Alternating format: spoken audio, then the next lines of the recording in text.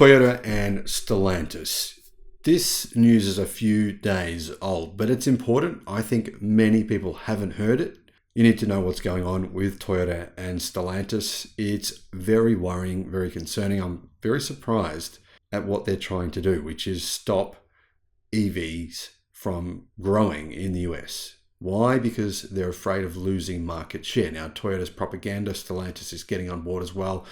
It's reaching near fever pitch. It's really incredibly bizarre. Hello, my friends. Welcome to the channel. It's great to see you. Thank you for tuning in. My name is Sam Evans. So, what am I talking about? Well, Toyota is saying there are not enough minerals in the world. They're lobbying the White House. They've actually gone to the White House to try and speak to the president in person, apparently I'm hearing, to say, hey, you've got to slow down your EV plans. This is not good. It's not good for the world. It's not good for America because there's not enough minerals. Not enough minerals exist. Now, I've debunked that numerous times on the channel. It's a complete joke. It's a complete and utter joke. A lot of the batteries we use over the next 5 years won't even be lithium-based. They'll be sodium-based. There's more than enough sodium for 100 years of batteries. Now I've made videos on the channel showing that there's deposits of lithium that's enough for the next 200 years if we electrified every single contraption known to man.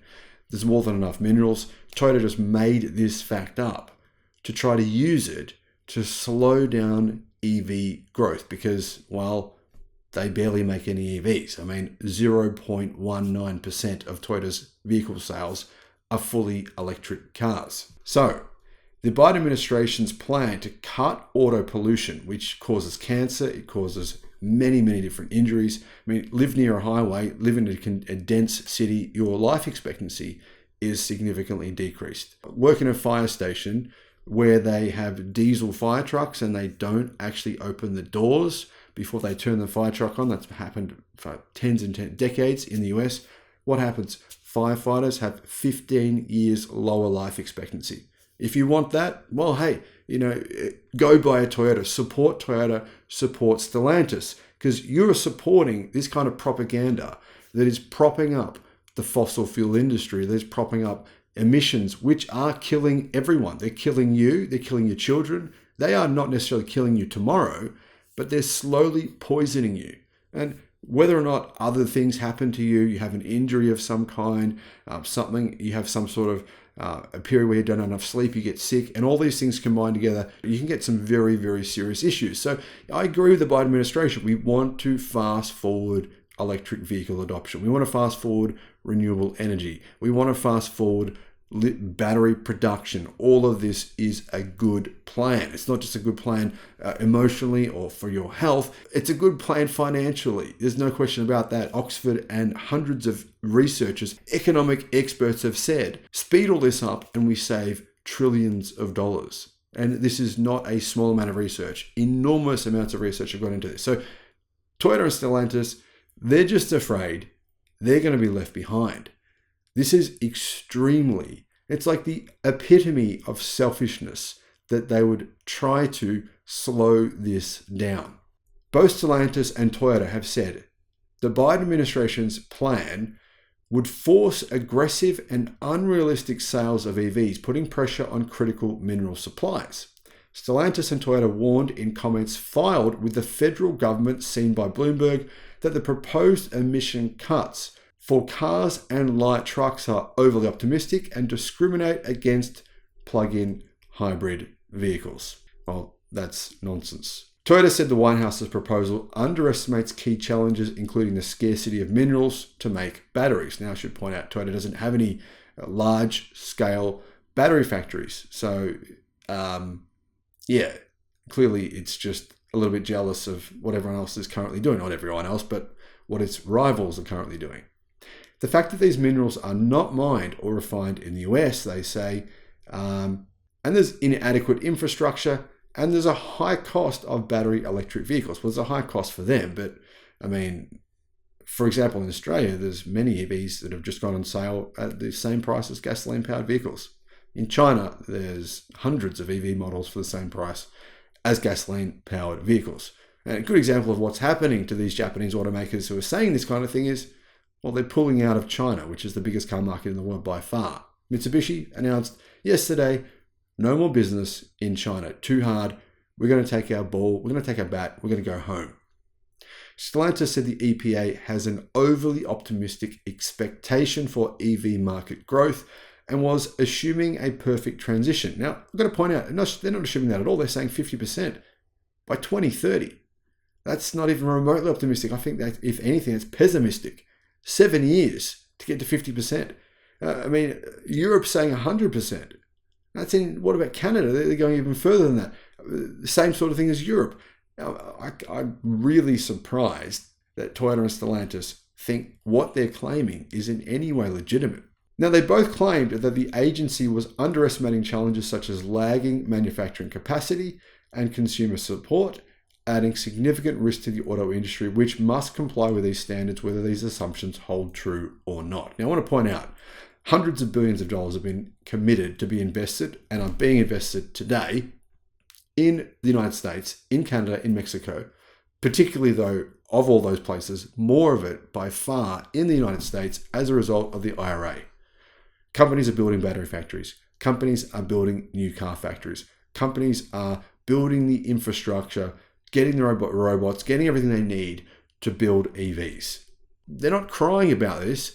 They're saying this is an opportunity, we'll take it, we'll do everything we can, because the IRA is giving funds. It's helping business to move to the future. And Toyota and Stellantis, they're not saying, oh, thanks for that. It's great. Thanks for giving us these funds, these loans, providing us with this opportunity for this incredible disruption that's happening now. They're saying, we're being disrupted and we're sad. The US plans to impose the most ambitious tailpipe emissions limits in its history, not ambitious compared to other places, but anyhow, starting with the 2027 model year and beyond. Still, that's 4 years away.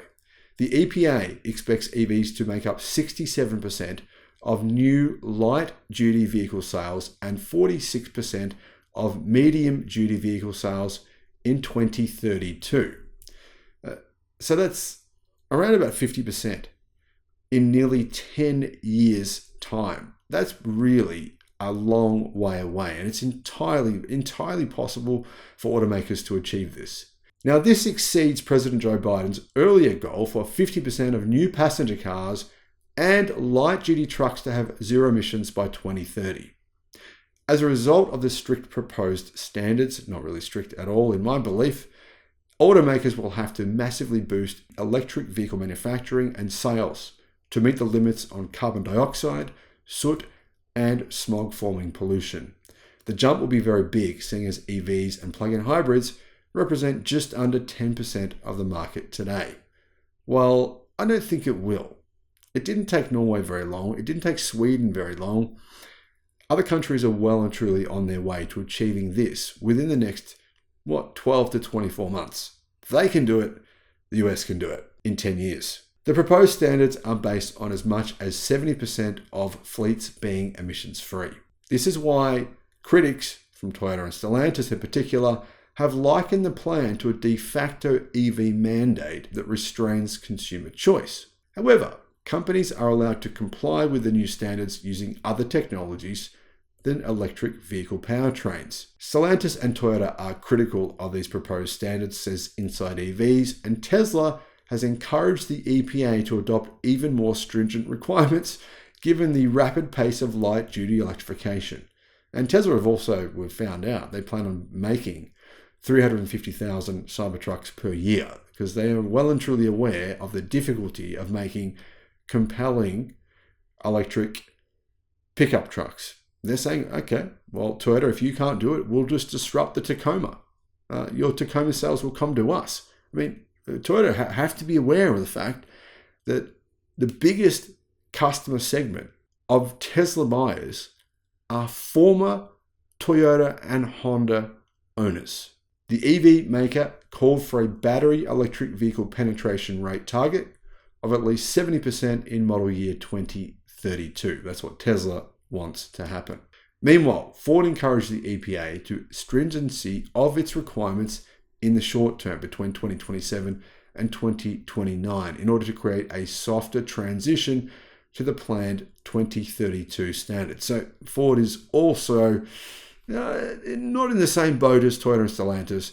They're just saying, make it a bit easier for us to get to this point. Now, I get where Ford's coming from because they're really struggling with their EV production and their sales, in particular their sales right now.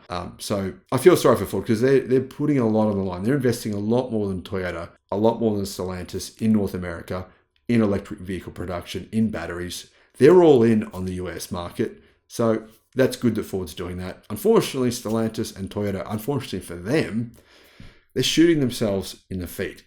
And at the same time, they're attempting to hurt the average person. This hurts all of us. That's why it really pisses me off to see big corporate companies like this care so much more about their profits than about the people. And that's what is happening. Let me know your thoughts in the comments. Thank you for watching.